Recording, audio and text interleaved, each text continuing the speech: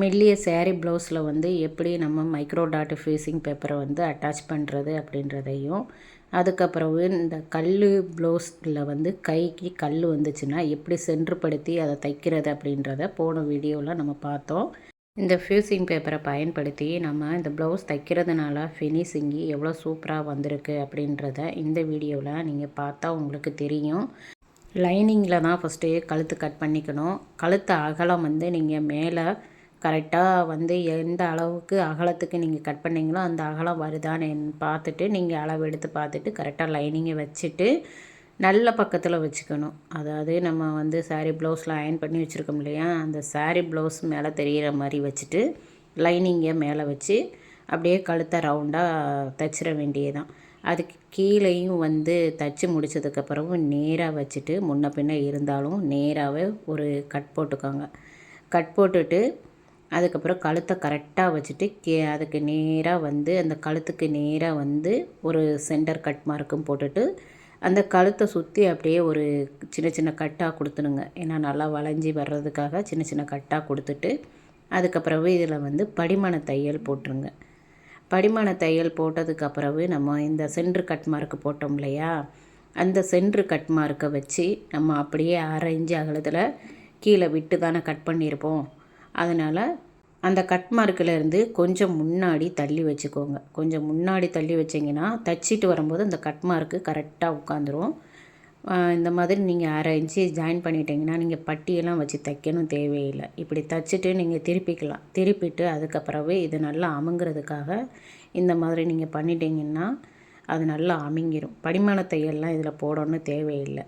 இந்த fusing paper வச்சு நம்ம அயர்ன் பண்ணி தைக்கிறதுனால இந்த ப்ளவுஸு நல்லா ஸ்டிஃபாக நல்லா சூப்பராக இருக்கும்.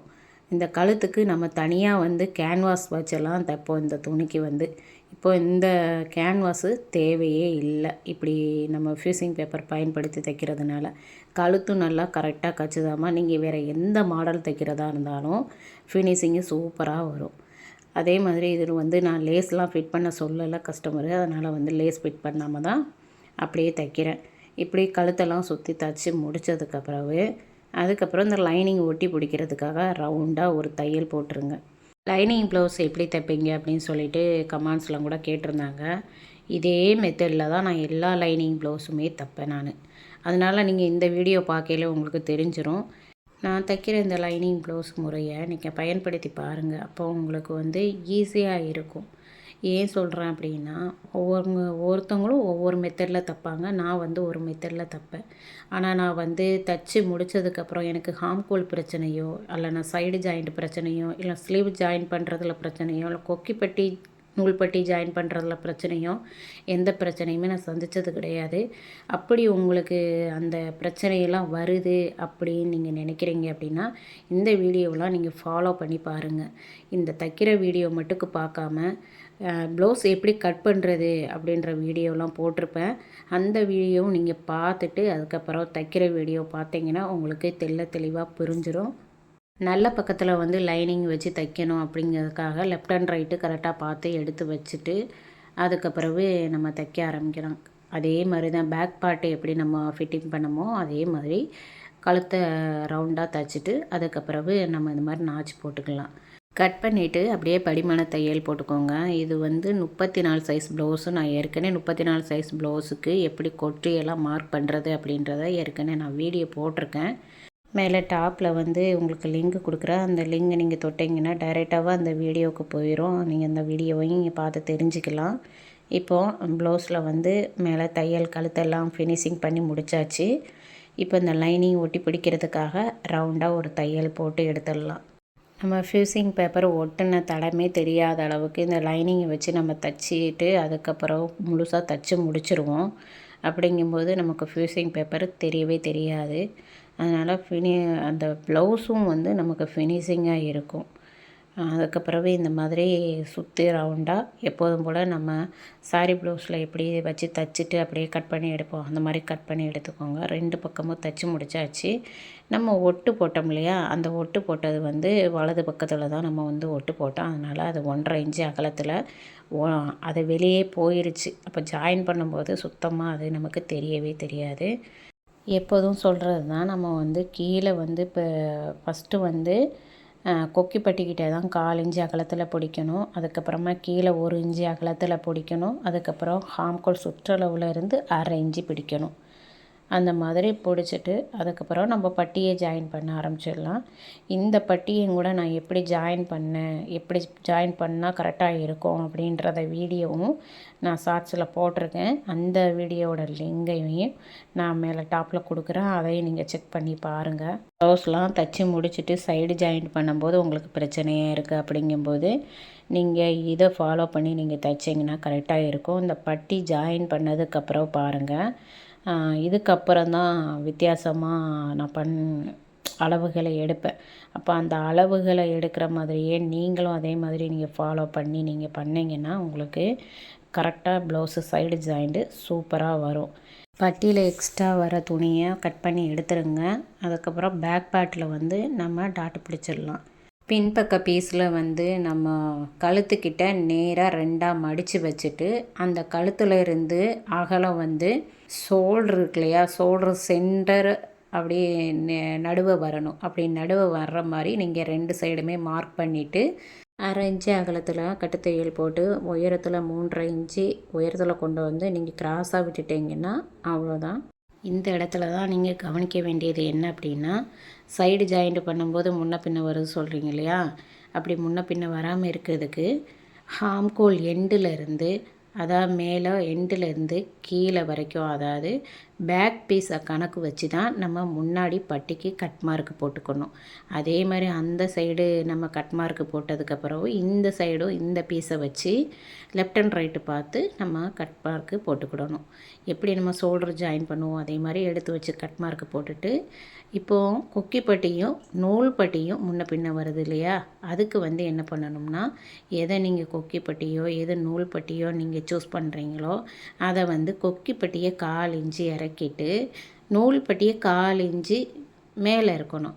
அப்படி வச்சுட்டு நம்ம சைடில் நம்ம ஹாம்கோல் எண்டில் இருந்து கீழே வந்து கட் மார்க் போட்டோம் இல்லையா, அந்த கட் மார்க்கில் இருந்து கரெக்டாக நேராக ஒரு கட் மார்க்கு போட்டுக்கணும். அப்படி போட்டுட்டோன்னா நேராக வரும். இப்போ நம்ம பட்டியை மிச்சம் சொச்ச அந்த பட்டியெல்லாம் என்ன செய்யணும் அப்படின்னா உள்ளார மடித்து அப்படியே தச்சிட வேண்டியதான். நான் எப்போதுமே வந்து கொக்கி பட்டியை வந்து ரைட் சைடு தான் சூஸ் பண்ணுவேன். அதனால் ரைட் சைடு வந்து நம்ம இப்போ தைக்கிறது வந்து கொக்கி பட்டி.